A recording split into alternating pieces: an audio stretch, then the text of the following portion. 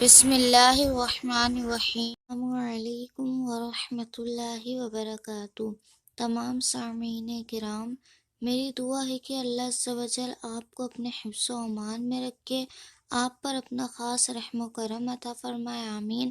آپ کی پریشانی دور عطا فرمائے، اور خاص کر اللہ عز و جل ہمیں صراط مستقیم پر چلنے اور سنت رسول صلی اللہ تعالی علیہ وآلہ وسلم پر گامزن ہونے کی توفیق عطا فرمائے، آمین۔ اور ہم جو علم حاصل کریں گے، اللہ ہمیں اس پر عمل کرنے کی توفیق عطا فرمائے، آمین۔ الحمد للہ رب العالمین، والصلاة والسلام علی سید المرسلین، اما بعد، فاعوذ باللہ من الشیطان الرجیم، بسم اللہ الرحمن الرحیم۔ الصلاة والسلام علیک یا رسول اللہ وعلی آلک واصحابک یا حبیب اللہ۔ فرمان مصطفیٰ صلی اللہ تعالی علیہ وآلہ وسلم ہے، جس نے مجھ پر ایک مرتبہ درود پاک پڑھا، اللہ عز و جل اس پر 10 رحمتیں نازل فرماتا ہے۔ تو آئیں ہم مل کر ایک بار اپنے پیارے نبی حضرت محمد صلی اللہ تعالی علیہ وسلم پر درود پاک پڑھ لیتے ہیں۔ صلی اللہ علی محمد صلی اللہ تعالی علیہ وآلہ وسلم۔ آج کا ہمارا ٹاپک ہے سورہ کوثر۔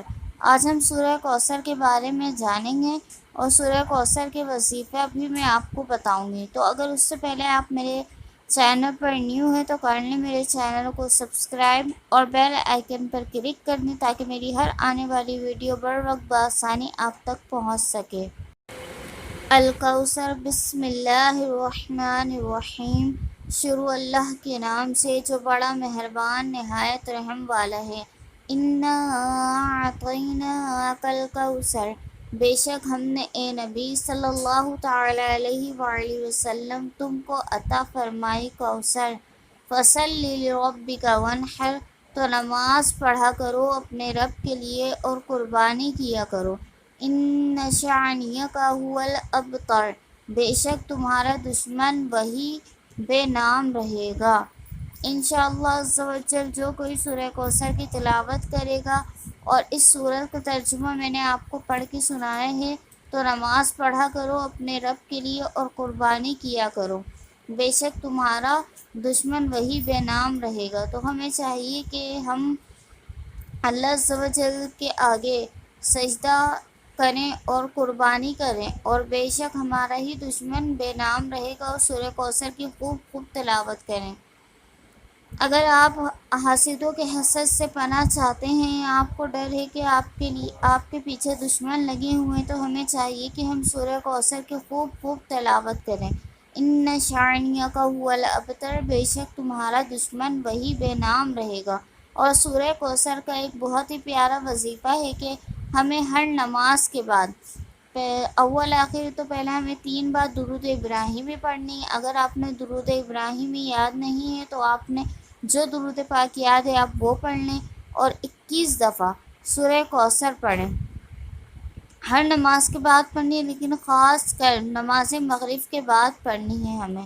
تو جو کوئی 21 مرتبہ ہر نماز کے بعد سورہ کوثر پڑھے گا، انشاءاللہ عز و جل رزق میں برکت ہوگی، اور رزق میں کشادگی ہوگی، اور کبھی فقر و فاقہ نہ ہوگا۔ خواتین ہر نماز کے بعد سورہ کوثر کو پڑھنے کا معمول بنا لیں، اور یہ مرد حضرات بھی پڑھ سکتے ہیں۔ چھوٹی سی سورت ہے، چاہیں تو آپ حفظ کر لیں، چلتے پھرتے بھی آپ اسے پڑھ سکتے ہیں۔ سورہ کوثر کو ریگولر پڑھا کریں تاکہ آپ کو اس کا ثواب بھی ملے، قرآن پاک کی تلاوت کا بھی ثواب ملتا رہے گا انشاءاللہ عز و جل۔ اللہ عز و جل ہمیں اس میسیج کو دوسروں تک پہنچانے کی بھی توفیق عطا فرمائے۔ آپ خود بھی عمل کریں، اور اس میسیج کو اپنے عزیز و اقارب کو بھی فارورڈ کریں تاکہ وہ بھی اس علم سے فائدہ اٹھا سکیں۔